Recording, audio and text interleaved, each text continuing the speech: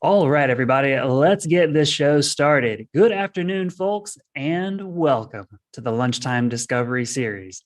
My name is Chris Smith. I'm curator for the Daily Planet Theater at the North Carolina Museum of Natural Sciences, and it is good to be with you for another edition of our Wednesday lecture series. This program is brought to you by the folks in the North Carolina Office of Environmental Education within the Department of Environmental Quality, and is hosted and broadcasted by us here at the Museum of Natural Sciences. It's great to be with you all, and great to be with the folks from the Environmental Education Office. I see they're already in the chat. Let us know, like Marty says, where you're watching from today. We'd love to get to know our audience a little bit and find out just where everybody is across the state of North Carolina and beyond. Because the Lunchtime Discovery Series is our weekly opportunity to meet interesting people, learn new things about what's happening in science, in the environment across the state, but also beyond. And so we love to see where our folks are watching from. Today, too, I expect we are going to have a pretty particular audience.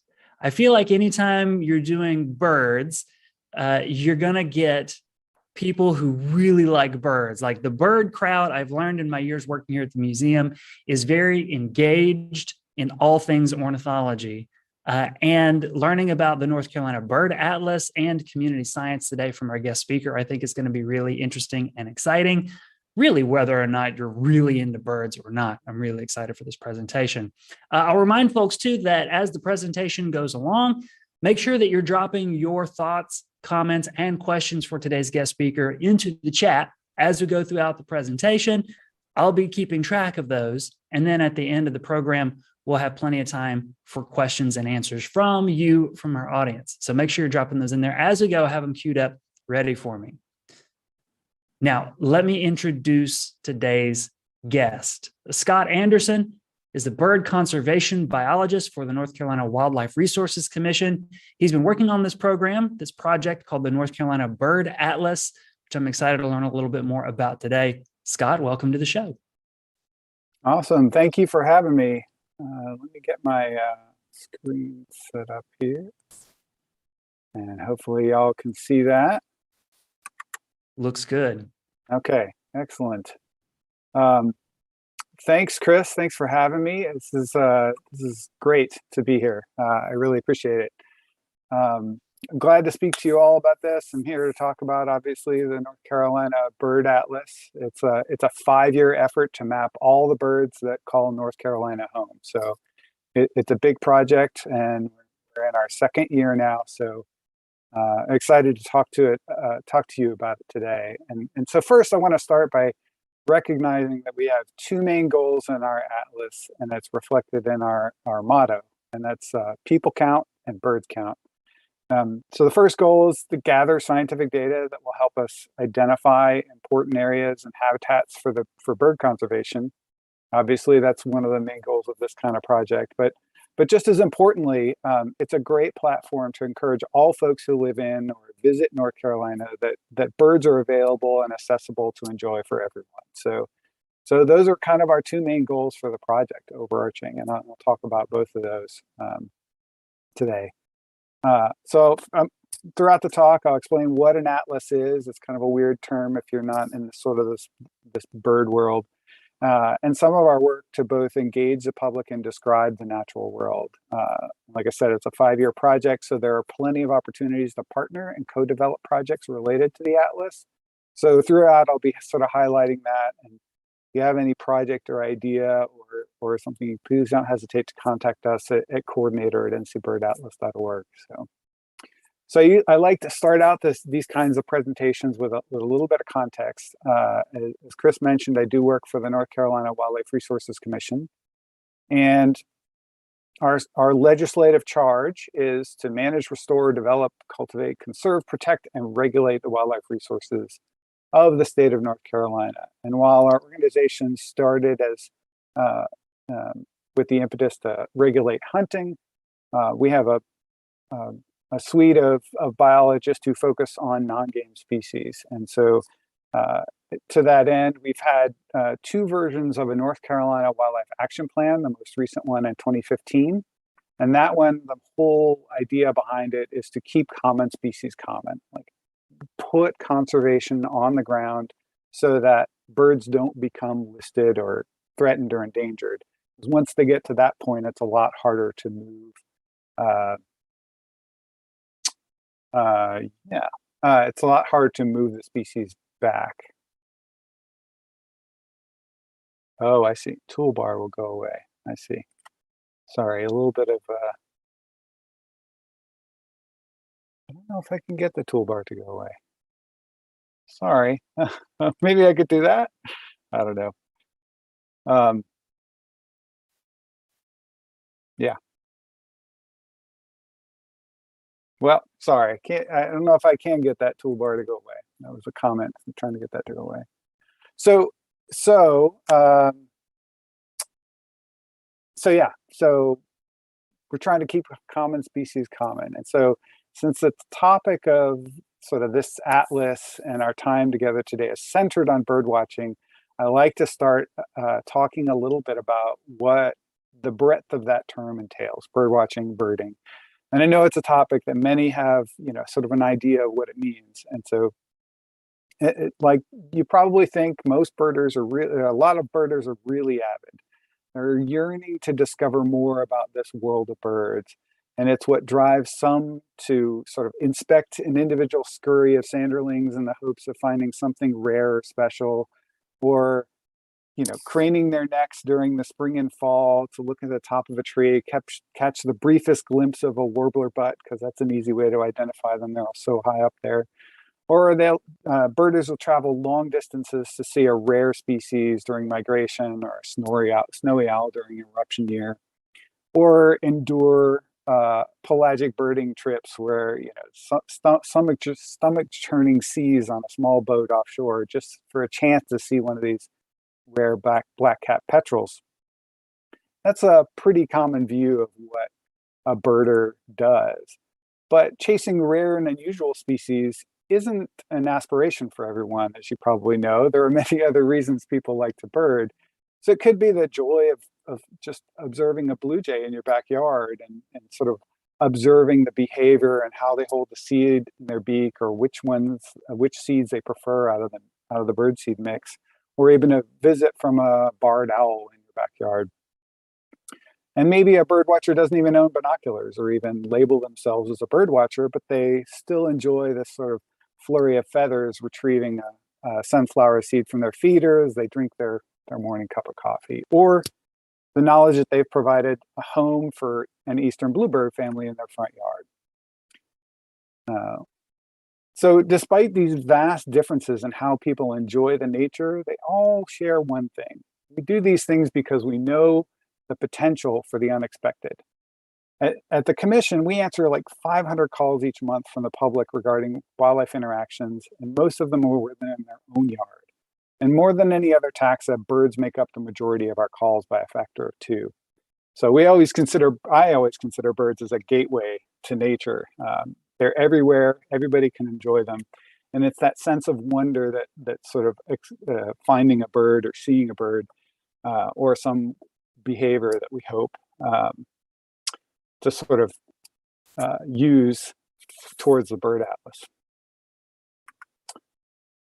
So I want to take a few more moments to consider what the term birder means. I touched on it a little bit, but this is often the vision of a birder, right? You think of this, demographic studies show that those who sort of identify themselves as either birders or bird watchers tend to look, frankly, like me. They're white, they're highly educated, medium to high income.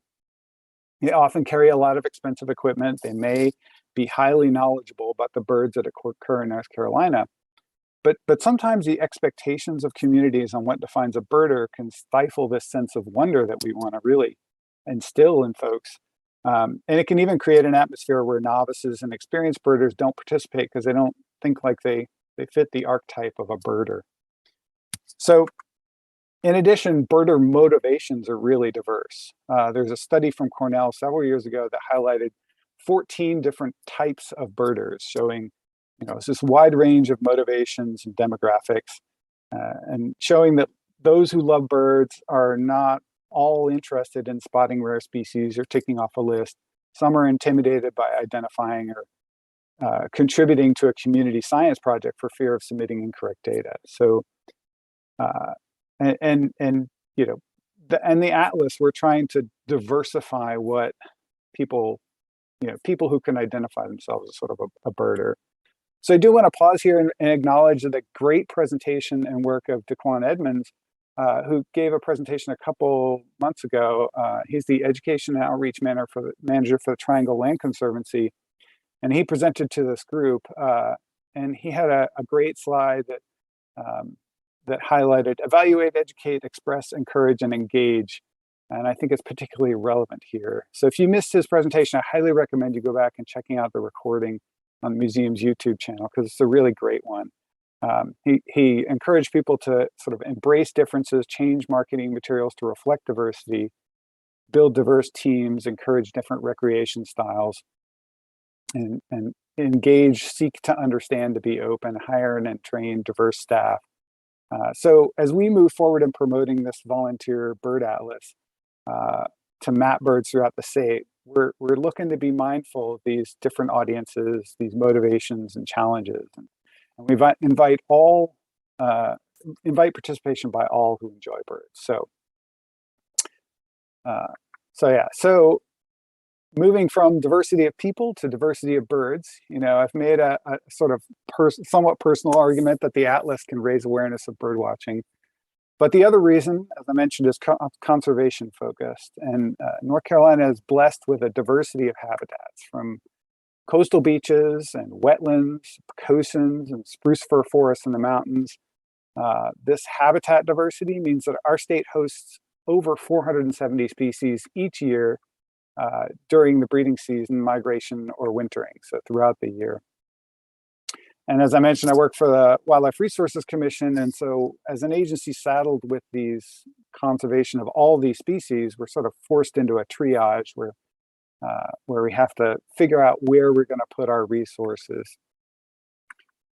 And as I mentioned, that Wildlife Action Plan, most of our efforts are focused around the 99 species that we identified as having the greatest conservation need in that Wildlife Action Plan. And for a handful of the highest priority species, like the peregrine falcon here on the right, golden-winged warbler in the upper left, and the American black duck, we've estimated we've got good handles on populations, habitat associations, and their distribution across the state, but it costs a lot of resources and attention. And then, in addition to that, there was a recent research in 2019. There was a paper in the journal Science that broadly outlined declines across the entire country in birds, showing that there are 3 billion fewer birds on the landscape since 1970. So a lot of these species were not, this is an incredible documentation of this reduction in birds, some of which we knew and some of which we didn't. So it's, one example is the wood thrush. They've declined 56% in the past 50 years nationwide, but we don't know. So this is nationwide data. So we don't know if the wood thrush are declining in our state or if we have a responsibility here to sort of maintain a stronghold for that species. So that's just an example. There are dozens of species that experience similar national declines, but we can't track them with commission resources alone. So let me see if I can, whoops. Sorry about that. Well, let me get my presentation back. Oh dear.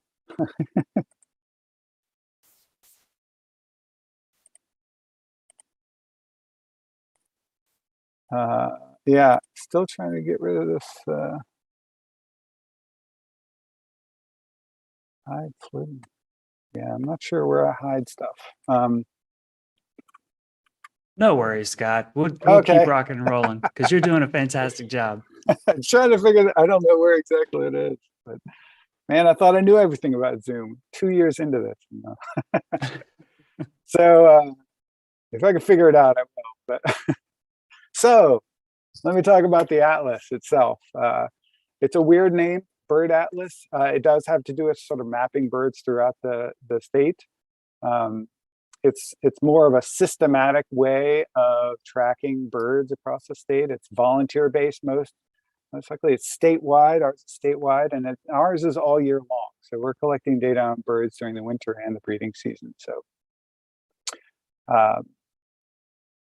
yeah. So you might ask, like, well, there's a lot of volunteer efforts in North Carolina already. You may know about them. There's this USGS breeding bird survey, which is done every year. Highly skilled volunteers go out and pretty intense survey during the breeding season. There's a Christmas bird count that's run by Audubon. Put Audubon in there. They do a great job of logging wintering species that just finished up. Many of you may know about it or participate in it. And then there's also eBird, which I'll talk about in a little bit if you've never heard of. So there are some volunteer efforts going on, but I'll talk a little bit about what the advantages of a bird atlas are. But before I do that, I do want to acknowledge that although I'm presenting here, the success of this project is a result of a lot of hands. And I especially want to highlight the work of Chris Smith, who was until recently our North Carolina Bird Atlas coordinator. He's been instrumental in this past year in keeping things running, making sure our volunteers have swag to purchase, and ensuring our technicians are housed and fed. And secondly, I want to highlight John Carpenter. He's been leading this effort to bring together the many heads to come to a consensus on the study design for our work, the science side of things. And John's been looking ahead to ensure that the data that we're collecting now will get the results we need in the future. Just wanted to pause and give that a shout out. And we do have whole committees that are sort of focused on these two pieces of the atlas. And it's not just a handful of people. There's a lot of folks involved. So if you're interested in contributing or even figuring out how the atlas might mutually benefit from a program you're running, give us a shout. Again, coordinator at ncbirdatlas.org. So back to atlases. Atlases are often, it's usually a standardized protocol, and it's often within the bounds of some geopolitical boundary. We actually had a Mecklenburg County completed their atlas a couple years ago for just that county. This map shows all the breeding bird atlases that have gone on. Ours is a year-round, but many are breeding bird only. Some states are on their second or third, and we're on track to sort of completing our first one here in North Carolina. So we're really excited about that. As you can imagine, once you do 2 or 3, usually it's about 10 years between them, you can get some great information about how the distribution of birds have been changing over time. So that's what we're looking forward to with this atlas. I mentioned eBird a couple times. eBird is the most popular app or platform for recording bird sightings. To date, this eBird's collected a lot of data already. It's completely free. It can help you to find birds, see what birds have been sighted around you. You can keep track of bird lists if that's your thing. You can explore the latest images from around the world of birds. And it's the world's largest birding community. It started in 2002, and they now have astronomical numbers of checklists and number of people involved. It's international. There are people contributing to it year round. So it's a sort of established platform that's real easy to use that we're building upon for our atlas. So I mentioned before all these other sort of volunteer efforts and what people have been, when things where data is already being collected for birds in North Carolina. One of them was eBird. This is a map of all the checklists from 2021. And you can see a couple things looking at this map, right? It's not necessarily a map of where all the birds are, but it's a great map of where all the bird watchers are. So, you can see things like where all the urban centers are. There's Raleigh and Charlotte and the Triad and Asheville and Wilmington. And you can even see highways here, people birding along highways and submitting their checklists. So last year we had over 10,000 eBirders, people submitting data to the eBird platform, and over 20,000 hours of birding in North Carolina. So there's a lot of people out there birding, putting their data in there, but it's not necessarily the best distribution of data.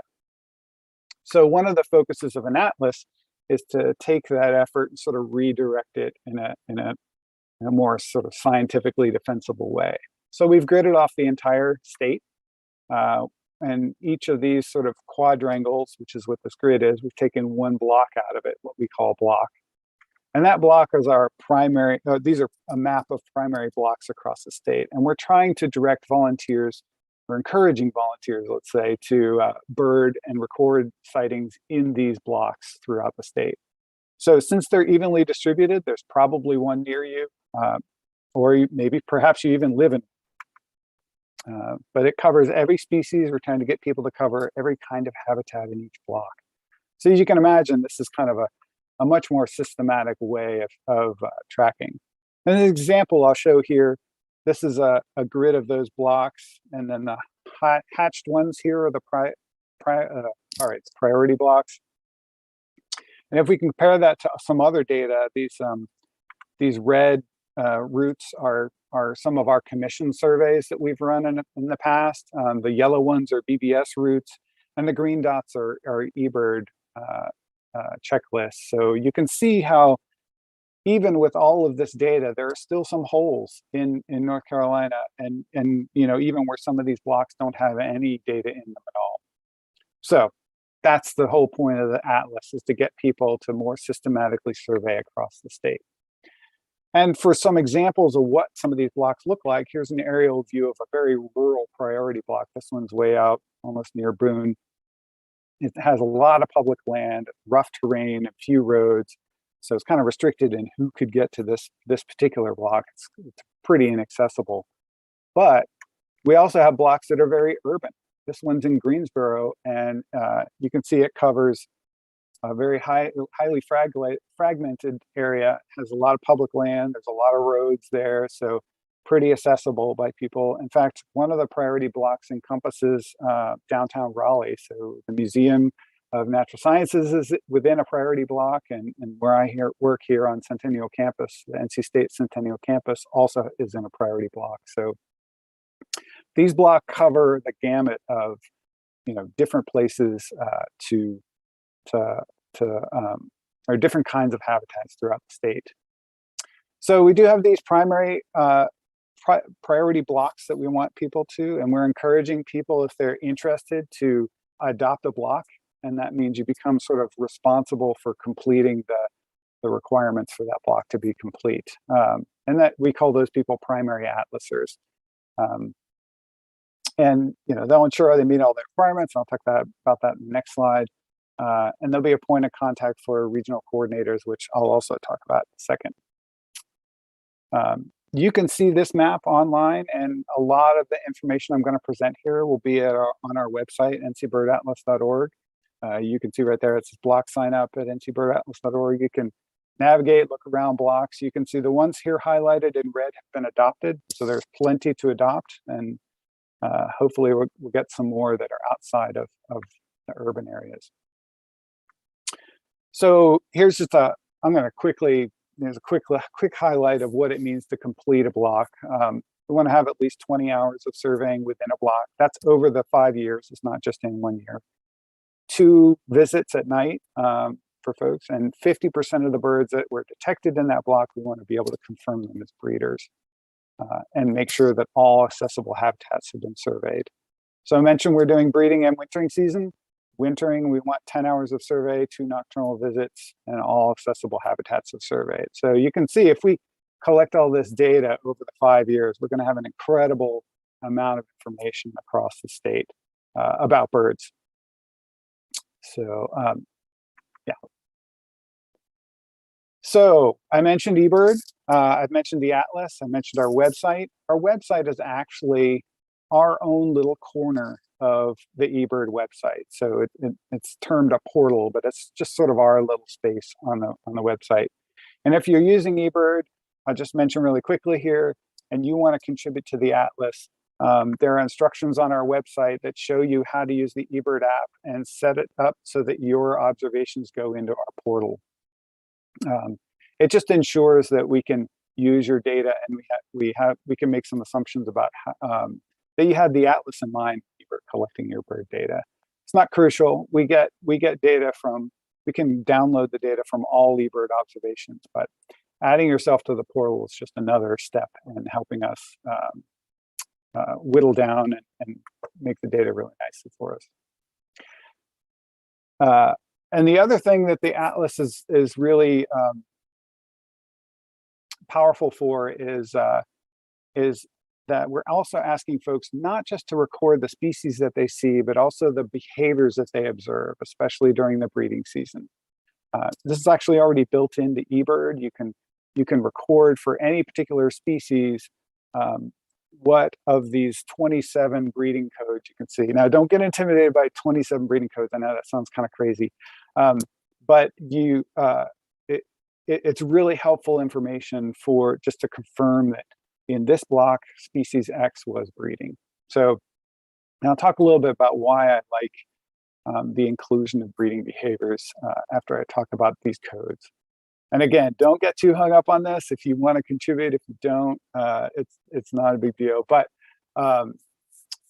yeah, so the codes in general are broken down into mostly three categories. I've listed the ones on the right here. There's observed, possible, probable, and confirmed. Observed just means, hey, I saw a bird. I saw a prairie warbler. I saw a Carolina wren, and I've marked it off on my list that I've seen it. So those are just any eBird observation are considered observed. So I'll go through the other three and give you some examples of what those mean. A possible breeding code, like maybe that bird's breeding, it was hanging out in the right habitat for that bird. Maybe it was singing, not just calling, but it was singing. Those are sort of the least useful ones, like, yeah, that might be breeding there. Probable, they're doing a few more things that sort of indicate that they probably are breeding in that area. So you can see the list here. Again, all of this is on our website. There's a great guide on our website with a little bit of a quiz if you're interested. I should also mention we have webinars recorded in the past that you can find on our website that are all about, there's a behavior code 101 kind of webinar on there with a little quiz on it too. So, and then the confirmed ones, which is what we're trying to get to with in each block for these species, are some really sort of hard rules for, like, oh, they were carrying nest material, or I found a nest, or it was doing a distraction display that killdeer will often do. They'll pretend like their wing is broken. That means that bird's confirmed to be breeding in that location, or carrying food or feeding young. So I mentioned I wanted to talk about why I like including breeding codes. And while they can be intimidating, I like the opportunity that it affords for you to slow down and to enjoy birds in a different way. You're not ticking off species in a list necessarily. You're thinking more about, oh, I'm just going to sit on a bench, look out a window and spend time observing a single bird and seeing, what is that bird doing? You can learn a lot more. It can be really healthy and sort of calming to sort of watch one bird and see what it's doing. So I like that aspect of the Atlas to encourage a sort of different kind of birding, observing behavior and recording it. So how's it going so far? Like I mentioned, we finished our first year. So I do want to talk a little bit about how this past year has gone and resources for participating in future years. I mentioned our website. It's a great resource. There's tons of stuff on there, constantly adding to it. We have a newsletter that you can subscribe to. I mentioned that priority block map is also out there. We have some swag if you're interested in wearing an Atlas sweatshirt or something. There's a effort map out there. You can keep track of how the effort's going, and I'll show what that looks like in a second. And there are lots of resource pages on there, just how to get started, a little bit more of a dive into breeding codes, reference there. There's a whole handbook if you're interested in volunteering. And there's tutorials, FAQs, and all that kind of stuff on there. All the things you'd expect on a website. So this is a map that you can find on our website. That's a map, sort of real-time display of the progress we're making. you can see each of those blocks in the state sort of highlighted. The darker the color, the more complete checklists we have in that block. This map that you're seeing right now is probably from about April of last year. And then the inset there, you can see that the primary blocks are highlighted in gray. So yeah, so this map is from about April. I'm going to flip to the next map, which is a screenshot I took this morning. And you can see we've made a lot of progress, and a lot of people have contributed a lot of data to the atlas already. And but still, there's a lot of work to do to fill in those gaps and those blocks in between. So yeah, so you can find this on our website. It's a great resource and map out there.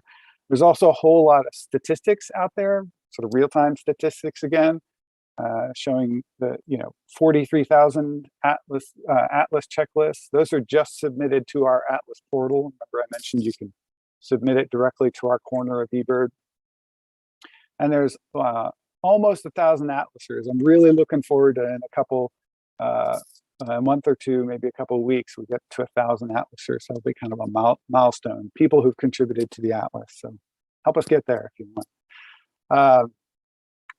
So yeah, you saw on this before. There's 180 species confirmed already as breeders, and 65% of those priority blocks that I mentioned have data in them, which is pretty good coverage. And 71% of the birds we've detected as breeders. So these numbers are always changing. So I might be a little bit off on those numbers. I also want to mention we have events often. We have webinars occasionally, and sometimes our regional coordinators will promote events as well. Just even going out birding or doing things like other kinds of events in their area. Last year we had a friendly competition between several other states across the East Coast who are also running atlases. There was Maryland, DC, New York, and Maine were all running atlases at the same time. So we had this big atlas weekend in May, which we'll have again this year. We're planning on having again this year. So actually it was in June, sorry. And it was a great event. We didn't win, but hopefully next year we'll see if we can do a little bit better. It was our first year. The states have been doing this for a while. So yeah, so definitely check out our website. Also want to mention, I've mentioned it a couple times, but we do have volunteer regional coordinators. And if you are interested in joining one of our regional coordinator teams, please check out our website at ncbirdatlas.org.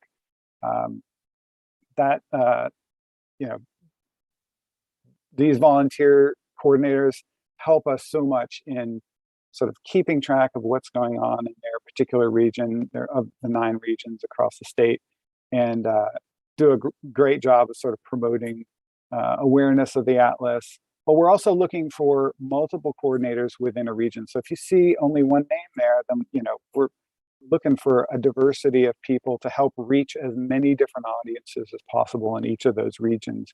Because like I mentioned, we're trying to reach out as many different people as possible. So these regional coordinators make critical connections with local birders. They also monitor block coverage. I mentioned sort of the uneven coverage of the blocks. They can help fill in those gaps. They can provide advice and guidance for participating in the atlas. And they are typically local experts on birding in those regions. So yeah, so if you're interested in participating, please give us a shout. All right, how can you be involved? I mentioned the newsletter. You can go to news.ncbirdatlas.org, sign up there. You can even just go birding and log it in eBird, and you'll be contributing to the Bird Atlas in North Carolina. If you want to get even more involved, you can adopt a block. That block sign up at ncbirdatlas.org, and I'm sure we can. I'll have this presentation later, so hopefully we can share some of these slides later that have this information on it. And if you are working on a particular project or idea that you want to co-develop or co-promote or cross-promote, please reach out to us. Any outreach ideas, like I said, we're in year 2, so we've got at least 4 more years of working on this project and raising awareness and reaching out to new people. So certainly looking forward to any partnership opportunities and outreach ideas you must have. And if you have any other questions about the Atlas, please feel free to reach out to us. So thanks for tuning in today. We've at the Atlas here, we've accomplished a lot towards our 2 goals for the Atlas, but there's a lot more work to do. My optimistic vision is to build relationships and partnerships through this Atlas effort that will last well beyond the project's end. So once again, thanks for listening. And if I don't get to your question today, feel free to reach out and to talk further about the Atlas. All right, everybody, let's give Scott a great big round of applause. You can just drop little clapping hands emojis into the chat box on YouTube and the comments on Facebook to leave your appreciations. Really exciting stuff. I'm surprised that North Carolina didn't already have something like this, that we are just now working on the first breeding bird atlas, and then I guess building it into this larger atlas as well. Yeah, I think the museum was involved in an initial effort back in the 80s, but as you can imagine, the technology that's available today is so much more powerful and allowing people to participate from all over. Back then, it was all about filling out cards for each block and mailing them back in and processing them that way. So the technology has made it doing atlases much easier than it has been in the past. So we're very thankful that those technologies are there now that we can really rely upon and build upon now. So yeah. That's really exciting stuff. Yeah. I tried to get started using eBird, and for me personally, the learning curve was just steep enough that I didn't stick with it. But now I feel like I've got a really good reason to get in there and really, really give it a shot. Yeah, I mean, it can kind of detract from your experience. Some people will keep a paper list if they don't like pulling out their phone all the time. You can keep a paper list and then enter it later. You can enter it online. You don't even have to use the app. So there are different ways of doing it. And I tend to actually like the paper list as well. I don't like pulling out my phone and typing in birds all the time. And there are a whole bunch of shortcuts that you can figure out as well for eBird that make it a little bit easier for finding birds. Just you can go, when you're entering a bird, you can type in the number 2 and Caroline, you start typing in the letters and choices will pop up. So, and one thing I didn't mention that I always like to promote is Cornell has another app called the Merlin Bird ID app. It is an amazing app. I mean, it's free and you don't even have to create an account. And it will, you answer 5 questions. It's like, how big is the bird? What are the main colors? What's it doing? And it knows where you are and what day it is. It takes all that information and gives you a short list of birds, that you can choose from. Like, oh, that's my bird, And it's just an incredible resource. I know the learning curve for somebody picking up a paper guide and seeing a yellow bird and being like, I don't even know where to look in this book for that yellow bird. Merlin takes all that away. And even they came out with a new version recently that you can actually record bird songs and it will identify bird songs. It's not perfect, but it's an amazing step forward, especially if you go out with an experienced birder who knows how to hear birds, you'll be amazed at how many birds are there that you never see. You can hear them calling, but they're just in the brush and you just don't even see them. So I think that Merlin Bird ID app really opens up a whole new world for a lot of birders. Yeah, absolutely. And talking about community science and apps like that, one of the questions that came in was if folks use iNaturalist at all for observations for the Bird Atlas, or is it just eBird? It's just eBird. Yeah, that eBird is a public platform where anybody can download their data. Like when you're submitting to eBird, you're just saying that's public. iNaturalist, their information is not as publicly available, so we don't have an analogous thing on iNaturalist. It's all through eBird. Okay, very interesting. And so the next question actually that came in, kind of related, are the types of groups who could use this. Marty was asking, do any school groups or college classes or clubs participate in surveying? And if not, how could they? They definitely can. Absolutely. There are definitely, all you got to do is make an eBird account and go and log your sightings, even if you're with a group. There's even a feature in eBird where you can, well, first of all, when you create a checklist is just, I'm going to go for a hike. I'm going to start my checklist. I'm going to walk on my route. I'm going to come back and end it, and record birds along the way and end it. In that checklist, you can say, oh, there were 10 people with me. So we can get an idea of who was along the way. So it's sort of a collective birding. You can even, if there are multiple people in that group who all have different eBird accounts and you're collecting the data, you can share that checklist with other people. And eBird is even powerful enough that if you go out with a group of people and 5 of them saw that, I don't know, brown-headed nuthatch and you didn't, you can look at your checklist on eBird and say, oh, I didn't see that, and modify your checklist. So anyway, all of those are ways, or it could just be one person recording for the entire group. All of those are different ways that an entire group could record their information in eBird, and in a way that we could figure out exactly how many people were there and what kind of effort went into that. And so, Scott, how did you get involved with the North Carolina Bird Atlas project? Like, are you a birder? Is your background in ornithology, and then you joined the commission to do projects like this? What brought this project to your desk? Yeah, so, kind of like I mentioned, I've been working as a statewide non-game bird person for a while here at the commission. So we typically will concentrate on particular species that I mentioned earlier. Like, we had a Bachman sparrow study we did several years ago where a couple, we had hired temporary folks, and we also, had permanent folks here at the commission who went out and surveyed across the Piedmont.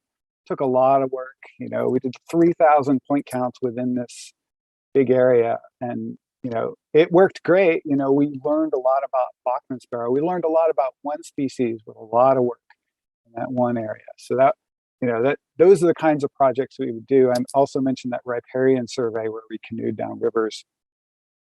And those are great ways to get really detailed information about either one or a few sets of species. But this bird atlas, we've been thinking about it for a long time and sort of got the momentum and found some other partners, which I didn't mention. You probably saw their logos on there, but we have lots of partners helping out with the atlas, and so it's a great opportunity for a partnership and sort of collecting more data than we could ever do just with our commission resources. So, but yeah, I do have a background in ornithology and also database management, which is incredibly useful when you're managing millions of records of birds. So yeah. Yeah. So, but we fortunately have a lot of people with a wide range of expertise working on the atlas that really are keeping it going and keeping it up. So yeah, I think that answers your question. I kind of went all over the place with that, but yeah. No, yeah, that's awesome. Because like I know that in the commission, the ratio of non-game conservation biologists to folks who are working in game and hunting is pretty skewed heavily towards game animals. Like seems to be a big part of what the commission does. And so, yeah. So I was just curious, like, how do projects like this come to be a part of what the commission does when, like so many of the biologists who work for the state have to cover the whole state and have huge projects on their tables? Yeah, so that's a complicated answer. I would say yes and no to those assertions of like numbers of biologists. Like Yeah, the Okay. non-game biologists have a lot of species, um, a big number. There's a lot more non-game species than there are game species, first of all. We have a lot of resources that sort of bridge non-game and game interest as well. You know, we do a lot of land conservation. We buy parcels Mhm. of land, sometimes for hunting, but it also has benefit for non-game species. One great example is the Sandhills. I don't know if you've ever been down there, just sort of southwest of Raleigh here. There's a whole area of really high quality longleaf pine savanna, which is a pretty rare habitat type.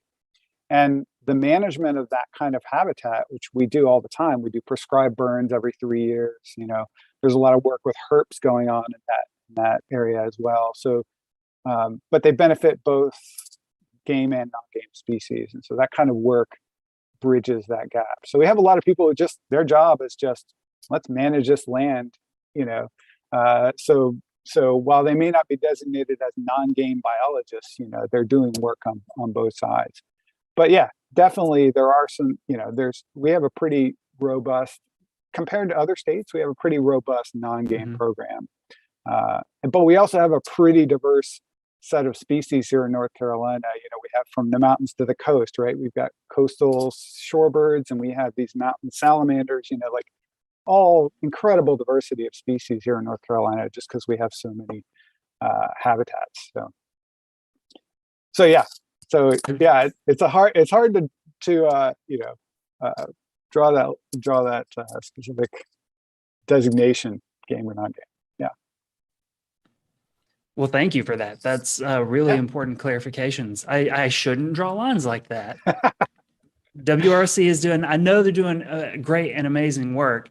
And we have so many great partners in the commission who come on this program all the time. And I've had the opportunity to meet them in the field and, you know, looking at fish and birds and salamanders and things like that. And so like, I know the great work that is happening and I appreciate you making sure that like, no, it's there aren't lines between, you know, hunting and non-hunting Yeah. within the department, within the work that goes on there. We're Yeah. all concerned and interested in what's happening in North Carolina's environment. Absolutely.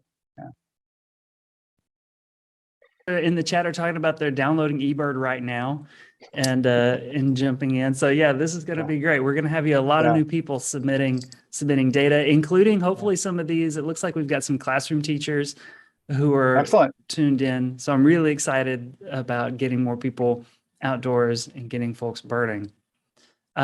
Should somebody who says, if you've got a classroom or a group or you're interested in birding, but you live in an urban area like Raleigh or Charlotte or a place where, you know, we saw on the map, there are a lot of observations. There are a lot of birders submitting observations.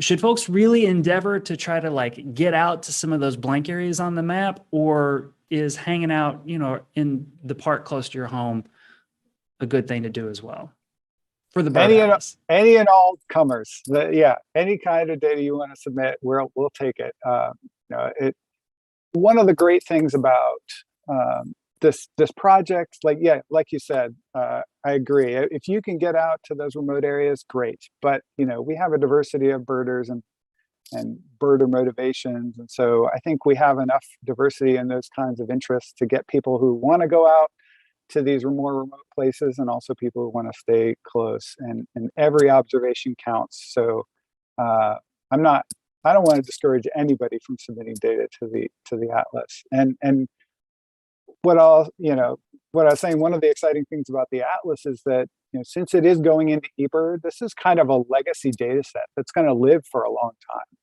So, you know, that data will be in eBird and in another network called the Avian Knowledge Network for scientists to use for, you know, the future. So it's, you know, we have these very specific goals for the atlas about mapping species, but also think about the fact that you're contributing to some, you know, future study that we haven't even conceived of yet. So that's why I always encourage people to record sightings whenever they can, because you never know what that will be useful for in the future.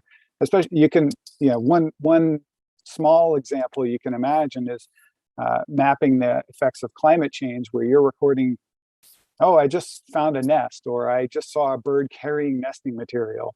If you record that, then we can see the timing of that from year to year to year to year to year, and see if the effects of climate change are affecting the timing of breeding birds. So that's one small example of where, 10 years down the road, 5 years or whatever, we can look back at this data, whether it's super useful for the specific needs of the atlas or not. You're contributing to a larger data set in the future.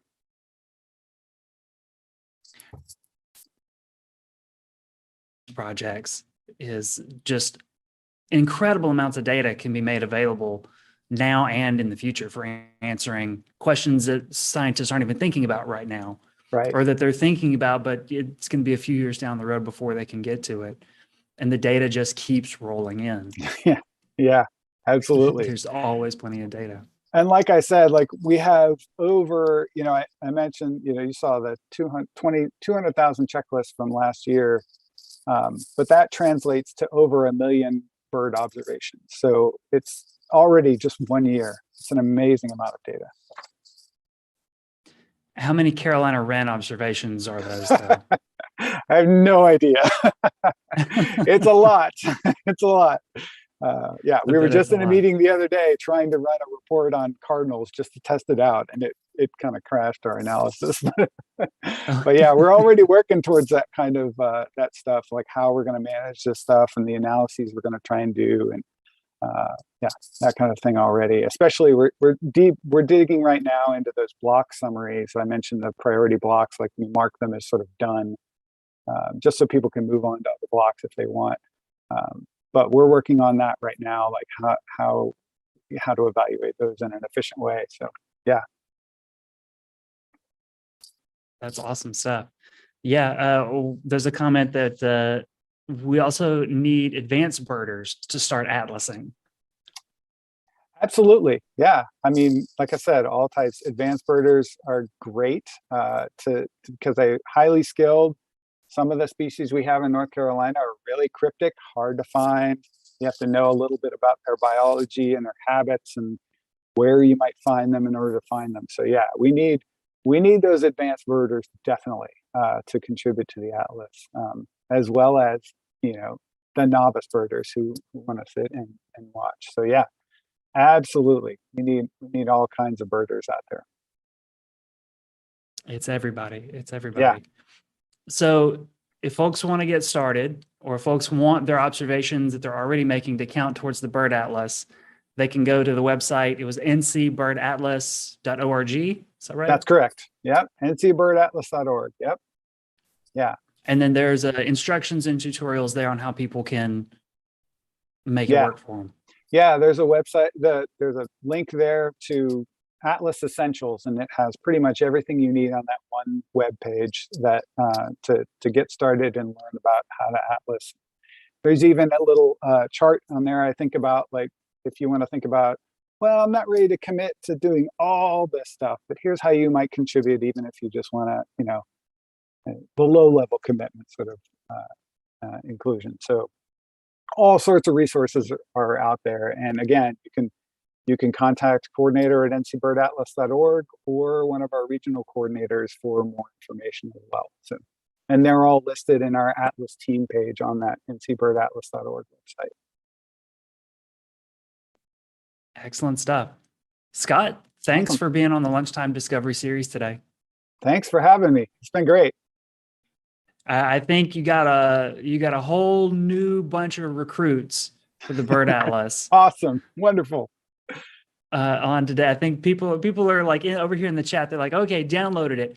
And then they're asking questions like, wait, how do I get it off of scientific names and into common names? Where do I go? What do I do? So get ready. Okay. We just turned a lot of people onto the Bird Atlas. All right. I'll check my email. This has been fantastic. Thanks so much.